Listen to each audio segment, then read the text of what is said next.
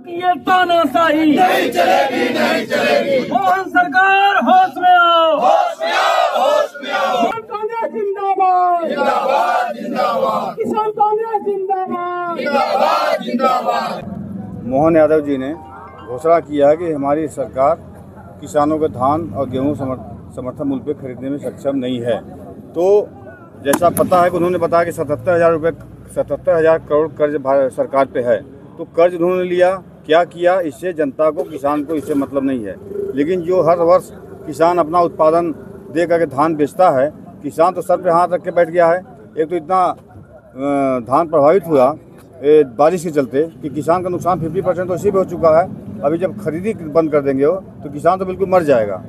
जैसा आपको पता है कि अभी जो कलेक्टर द्वारा सर्वे कराया जा रहा है गांव-गांव में, पटवारी लोग गांव में जाके सर्वे नहीं कर पा रहे हैं, लेकिन किसान फसल को काटने पे मजबूर हो जा रहा है। अब फसल काट करके वो तत्काल अपने घर में ले जा रहा है।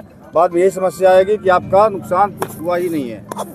तो इस पर हम लोग आज प्रदेश के हमारे अध्यक्ष आदरणीय धर्मेंद्र सिंह चौहान जी का निर्देश था कि तत्काल आप लोग ज्ञापन दीजिए।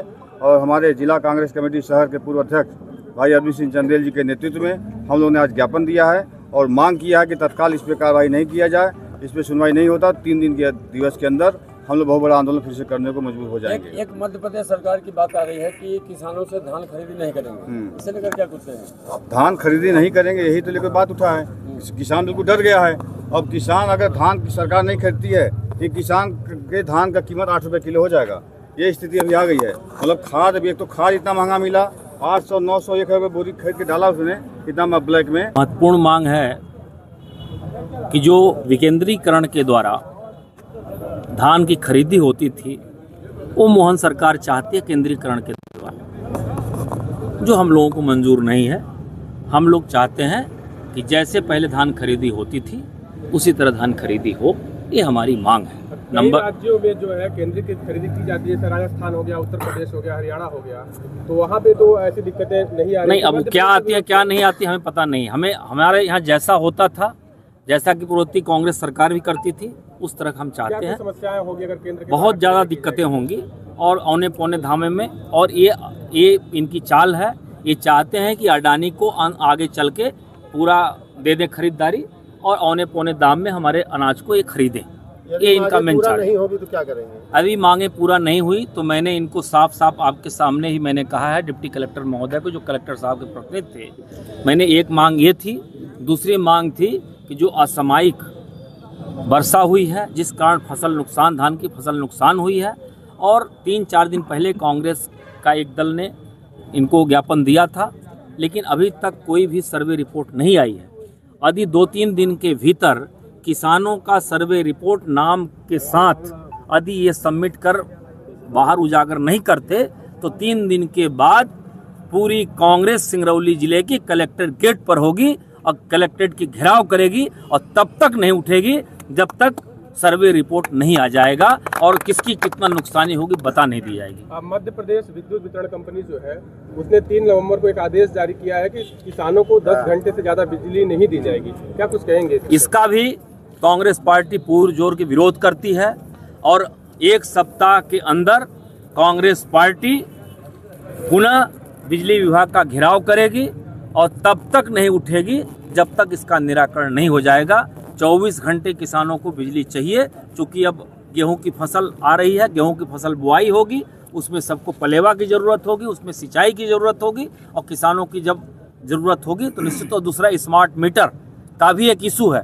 स्मार्ट मीटर जितना ज़रूरत से ज़्यादा बिल उगल रहे हैं, उसका भी तमाम जनता में रोष है, विरोध है, जनता परेशान है। इस बात को लेकर भी कांग्रेस सड़क पर आने वाली है। देखिए, जिस तरीके से आज हम लोग जिस मुद्दे पर आए हैं, किसान कांग्रेस जिस मुद्दे पर ज्ञापन दे रही है, इससे ये साबित हो चुका है कि मध्य प्रदेश की जो सरकार है एक तरीके से दिवालिया हो चुकी है। सीधे सीधे तौर पर ना करके और अप्रत्यक्ष रूप से मोहन सरकार ने स्वयं में ही एक श्वेत पत्र एक तरीके से जारी कर दिया कि वो उनके बस में अब कुछ नहीं है। मध्य प्रदेश की सरकार की जो आर्थिक व्यवस्था है वो खस्ता हाल है, पूरी तरीके से दिवालिया हो चुकी है। जब आप किसानों की फसल का दाम नहीं दे सकते, तो फिर और मध्य प्रदेश की सरकार क्या कर सकती है? इससे बड़ा दुर्भाग्य कुछ नहीं हो सकता। दूसरा, तुगलकी फलकमान इन्होंने ये जारी कर दिया कि जो बिजली है, इनकी जो विद्युत वितरण कंपनी है, उन्होंने उनके माध्यम से उन्होंने जारी किया है कि जो 10 घंटे की से 1 मिनट भी ज़्यादा अगर किसानों की सिंचाई के लिए बिजली दी गई तो एक दिन अगर 1 मिनट से मतलब 10 घंटे से ज़्यादा दी जाती है अगर, तो संबंधित कर्मचारी यानी जो लाइनमैन है उसकी तनख्वाह काट ली जाएगी। 2 दिन की अगर दी जाती है तो जेई की तनख्वाह काटी जाएगी, और अगर 5 दिन तक 10 घंटे से ज़्यादा बिजली दी जाती है 1 मिनट भी, तो डी की तनख्वाह काट ली जाएगी, ए की तनख्वाह काट ली जाएगी। अब आप सोचिए कि ये क्या भाषा है इस सरकार की, और ऐसी सरकार को आप लोकप्रिय सरकार कैसे कह सकते हैं, लोकतांत्रिक सरकार कैसे कह सकते हैं। ये सरकार पूरी तरीके से दिवालिया की, और ये कह लीजिए कि अडानी की अधीनस्थ, ये ऐसा षड्यंत्र इसलिए रचा जा रहा है ताकि विद्युत विभाग को और सरकार को कमज़ोर दिखा करके ये सारी चीज़ें जो है किसानों की फसल खरीदने की, विद्युत वितरण की, ये सारी चीज़ें अडानी को सौंपा जा सके और अडानी इसको खरीद करके और बिजनेस फैलाए। तो कुल मिलाकर के ये एक व्यवस्था बनाई जा रही है, इसको जानबूझ के घाटे में दिखाया जा रहा है।